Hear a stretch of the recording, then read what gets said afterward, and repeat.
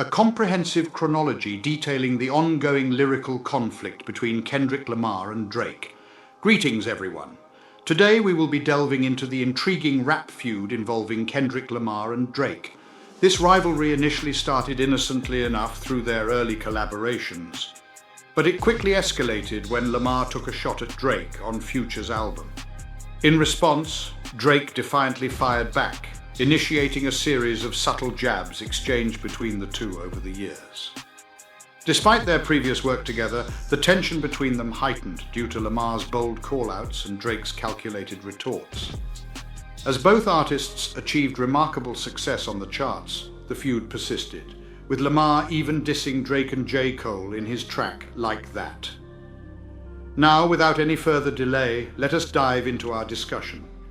The desire for a poetic clash of titans between two of the most prominent rappers in the current music scene, Drake and Kendrick Lamar, was shared by all. In the beginning, their relationship appeared harmonious as they joined forces on each other's tracks during the initial phases of their respective careers. However, as time went on, the camaraderie transformed into an explosive feud, ignited by Lamar's groundbreaking contribution on March 22nd to Future and Metro Boomin's album, We Don't Trust You. Lamar expressed his thoughts without hesitation, launching verbal attacks towards Drake and Cole with lines like, "Come face me, no more indirect insults, first-person shooter." I hope they brought backup, followed by further animosity towards the pair. "Don't think I won't reveal where I am. I still carry the scars of past experiences dominating the rap scene. It's just me, no one else." During his concert in Sunrise, Florida on March 24th, Drizzy spoke some words to Lamar, even though he hadn't started writing yet. "Many individuals inquire about my current state of being, and I am here to inform you of my emotional state. Hear this. The way I am feeling is precisely how I want you to depart from this establishment tonight.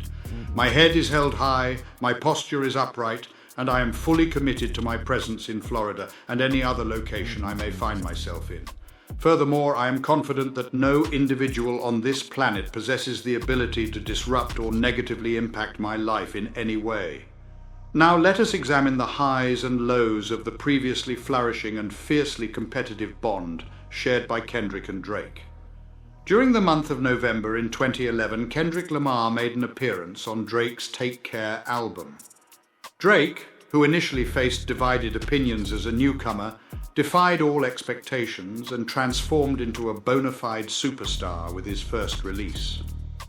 While his Thank Me Later campaign achieved remarkable success on the charts, doubts persisted about his ability to reach new heights. Take Care served as a resounding response to critics as Drake returned to his beloved So Far Gone style and enlisted the participation of esteemed guests, including the highly acclaimed newcomer Kendrick Lamar. Following his success with Section 80, Lamar emerged as a potential savior for the West Coast, and Drake capitalized on his rising popularity by giving him the opportunity to shine on the Buried Alive interlude. Lamar's confidence skyrocketed, fueled by the endorsement from Drizzy as he rapped, "I attribute my excessive self-importance to Mr. Ovoxo, the driving force behind my ego." Drake made a significant move in February 2012 when he invited Kendrick Lamar to join him as an opening act for his Club Paradise tour. Recognizing Lamar's talent and the positive reception he received for his appearance on Buried Alive, Drake also enlisted A$AP Rocky to join the tour. Reflecting on his decision years later, Drake referenced his choice to stand up for Rocky and Lamar in his lyrics for 4 p.m. in Calabasas, recalling the moment when he rejected the idea of bringing an R&B artist on the road and instead opted for Kendrick and Rocky. During the month of October in 2012, Drake and Kendrick Lamar made notable appearances on A$AP Rocky's tracks, Fuckin' Problems and Poetic Justice, respectively. These collaborations came to fruition following Drake's Club Paradise tour, where A$AP Rocky gathered some of the talented rappers from Drake's entourage, including himself, Kendrick Lamar, and 2 Chainz for the track F***in Problems. The success of this song was followed by another joint effort between Kendrick and Drake, this time on Kendrick's debut album. Similar to the impact of fucking problems, Poetic Justice achieved commercial success, reaching number 26 on the Billboard Hot 100 chart. Regrettably, this would be the final collaboration between Drake and Lamar. In August 2013, Kendrick Lamar made a bold move by taking aim at Drake and the entire rap game on Big Sean's track Control. After gaining widespread recognition with his debut album Good Kid, Mad City, Lamar exuded an unparalleled confidence that led him to take aim at Drake and the entire rap game. His audacious call-out included notable artists such as J. Cole, Meek Mill, Big Crit, Whale, Pusha T, A$AP Rocky, Tyler, The Creator, Mac Miller, Big Sean, and Jay Electronica. With unwavering determination, Lamar declared, "I have respect for all of you, but I am here to surpass you. I aim to ensure that your loyal fans never hear from you again. They have had enough of your words and expressions." In the same month, Drake addressed Kendrick's diss in an interview with Billboard, stating, "I didn't feel the need to respond. It just seemed like a lofty idea to me. That's all it was. I am fully aware that Lamar is not surpassing me in any way, shape or form, so if that day ever comes, maybe we can discuss it again." During the BET Hip Hop Awards in October 2013, Kendrick Lamar took aim at Drake in a memorable cypher. Alongside TDE, Kendrick unleashed his lyrical prowess over the intense beat of Shook Ones. He wasted no time in calling out Drake, referencing the impact of his controversial track Control and mocking him for his perceived sensitivity. With a confident smirk, Kendrick proclaimed his invincibility, dismissing any attempts to tarnish his reputation. He likened Drake to a phony, playfully challenging him to a game of pin the tail on the donkey. During his interview with Vibe magazine in December 2013, Drake discussed his response to Kendrick's diss on the language and why he felt the need to assert himself against the Compton rapper. As Drake was promoting his album at the time, the controversy surrounding the verse became intertwined with his album rollout. He questioned how he could downplay the situation and pretend to be friends with Kendrick. It's important to note that Drake never portrayed Kendrick as a bad person or expressed any dislike towards him. In fact, he acknowledged Kendrick's genius. However, Drake also made it clear that he stood his ground, refusing to be shaken or baited into a confrontation. He compared this to how Michael Jordan wouldn't need to prove himself in a casual pickup game. Ultimately, Drake emphasized that there was no real issue between them.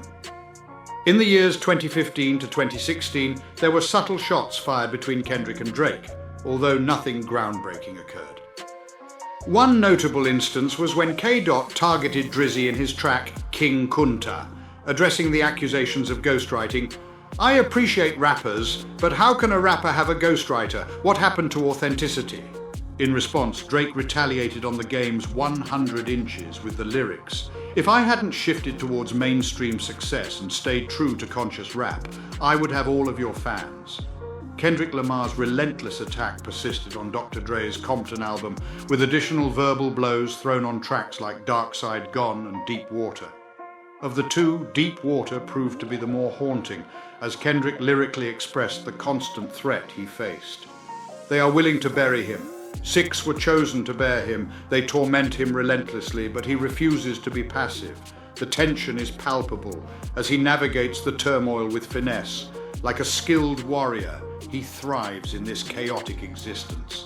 First-person shooter witnessed the long-awaited reunion of Drake and J. Cole in October 2023, marking a historic moment as they achieved their first #1 hit on the Hot 100 chart together. This collaboration also marked Cole's first ever #1 song. Prior to this, their last joint effort was back in 2013 with Jodeci Freestyle. The track exudes a sense of triumph as both artists bask in the limelight and proudly declare themselves as MCs of stadium-level caliber. Little did Cole know his mention of the triumvirate consisting of himself, K-Dot and Drake would awaken a dormant rivalry with Lamar. Cole's admiration for the three artists led him to ponder, who is the greatest MC among us? Is it K-Dot? Is it Aubrey? Or is it me? We are the big three, as if we started our own league. But at this moment, I feel like Muhammad Ali. On March 22nd, 2024, Kendrick unleashed his full force on Future and Metro Boomin's track Like That. Holding nothing back, he took aim at both Cole and Drake, with a particular focus on the latter. Dismissing any notion of subtle jabs, Kendrick boldly declared, "Forget the sneak disses. I'm coming at them head-on like a first-person shooter. I hope they're prepared for the onslaught." No punches were pulled as he dismantled both rappers, disavowing the existence of the so-called Big 3 inches consisting of himself, Cole and Drake. With conviction he proclaimed, "Forget the Big 3, it's just me, the one and only." To drive his point home, Kendrick cleverly referenced Drake's album For All the Dogs, spitting, "As for all your companions being laid to rest, I'll bring my arsenal of nines, turning it into a pet cemetery." During the It's All a Blur, Big as the What tour on March 25th, 2024, Drake took the opportunity to seemingly respond to K-Dot's diss. Following Lamar's viral verse, Drake didn't shy away from addressing the obvious. In Sunrise, Florida, he used his time on stage to tackle the elephant in the room. "Many have been asking about my state of mind," he began. "Allow me to share my feelings with you. Let it be known that the emotions I'm experiencing are the same ones I hope you will leave with tonight, feeling empowered and confident in yourself." "Do you understand my state of mind?" Drake inquired. "I am confidently carrying myself with pride, maintaining a strong posture, fully committed to my endeavors in Florida or any other location I find myself in. I am fully aware that no individual in existence possesses the ability to challenge or disrupt my life in any way. I want you to leave here tonight with the same level of self-assurance." On April 19th, Drake made a bold move by officially releasing his diss track Push-Ups on streaming platforms. This came just a week after the track initially leaked and was premiered by DJ Akademiks. With the cover art depicting Kendrick Lamar's small foot size, the Sixth God didn't hold back in mocking the rapper and his affiliation with Top Dawg Entertainment. However, Drake's targets extended beyond K-Dot, as he also took aim at Rick Ross, The Weeknd, Metro Boomin, Future and several others on this fiery track. On April 24th, 2024, Drake took his feud with Kendrick Lamar to a new level by releasing a second diss track titled Tailor-Made Freestyle on his Instagram. Demonstrating his creativity, Drake incorporated artificial intelligence vocals to mimic the voices of Tupac and Snoop Dogg on their respective verses. By embodying the influences of Kendrick, Drake expressed his disappointment in the lack of response to his initial track, Push-Ups. He even pointed to the release of Taylor Swift's latest album, The Tormented Poets Department, as the reason for the delay in K-Dot's anticipated comeback. However, this move came with consequences, as Tupac's estate, a significant force in the late rapper's legacy, threatened legal action if Drake didn't remove the song from his social media platforms. As tensions and drama continued to escalate, Drake ultimately complied and wiped the track from his pages. On April 30th, 2024, Kendrick Lamar made a powerful return with his diss track Euphoria. With just a single tweet, Lamar reignited the feud and unleashed a relentless 6-minute assault. In this scathing diatribe, Lamar fearlessly called out Drake for his use of the N-word, criticized his fashion choices, questioned his credibility in the world of hip-hop, and much more. The intensity and fervor of Lamar's words were palpable throughout the entire track. In a torrent of words, he proclaimed, "Cole and Aubrey are aware of my self-centered nature. The weight of the crown is burdensome, and I hope they are truly my loyal friends. If not, I embody the spirit of YNW Melly, and I won't tolerate any disrespect towards Pharrell. I am willing to take on any conflict on his behalf. Disregard all the petty feuds. Let's see what you've got, Pusha T. It would be wiser for you to redirect your energy towards him rather than contemplating challenging me. He may be Terence Thornton, but I am Terence Crawford, and I will defeat any opponent." To support our channel's growth and ensure broader awareness, kindly hit the like and subscribe buttons. This will help us reach more individuals and disseminate valuable information. Thank you in advance.